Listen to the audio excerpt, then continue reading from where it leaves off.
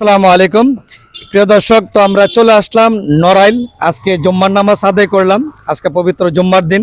তো আজকে আমরা সকল মুসল্লি ভাইদেরকে নিয়ে আজকে আমরা রামিসার ব্যাপারে কিছু কথা বলবো, যে আজকে যে অত্যন্ত মর্মান্তিক একটি ঘটনা হয়েছে এই বিষয়ে আজকে দর্শকের কাছে জানতে চাইবো, যে আজকে আমরা আসলে এটার ব্যাপারে আমরা কি করণীয় উচিত, এবং দর্শকের উদ্দেশ্যে যদি কিছু কথা বলতেন, এবং রাষ্ট্রীয়ভাবে কি করা উচিত এ বিষয়ে।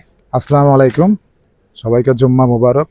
আসলে রামিসার বিষয়ে আমাদের একজন সাধারণ নাগরিক হিসাবে হৃদয়ে রক্তক্ষরণ হচ্ছে, এবং এই বিষয়ে আমরা দ্রুত বিচারের মাধ্যমে দ্রুত তার ফাঁসি চাই।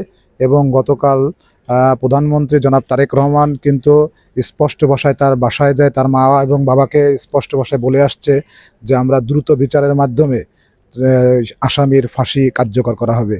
এবং তার ধারাবাহিকতা স্বরাষ্ট্রমন্ত্রী কিন্তু স্পষ্ট বার্তা দিয়েছে যে রবিবারের দিন যদি চার্জশিট হয়ে যায়, এই রবিবারে চার্জশিট হইলে আপনার বিচারিক কার্যক্রম শুরু হবে, এবং আমার মনে হয় 1 মাসের মধ্যেই বিচার কাজ সম্পূর্ণ হয়ে তার ফাঁসি কার্যকারী হবে আমরা আশা করি। এবং রামিসা সহ সারা বাংলাদেশে যেসব শিশু ধর্ষণ হচ্ছে, এদের দৃষ্টান্তমূলক বিচার এবং দ্রুত বিচারের মাধ্যমে এদের ফাঁসি আমরা চাই।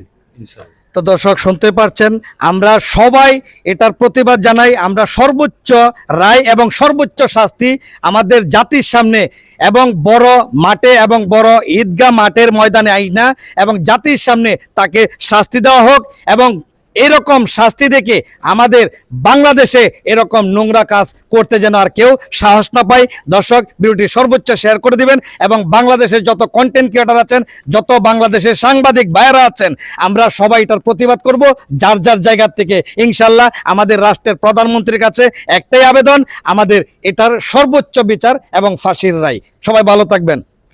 কষ্ট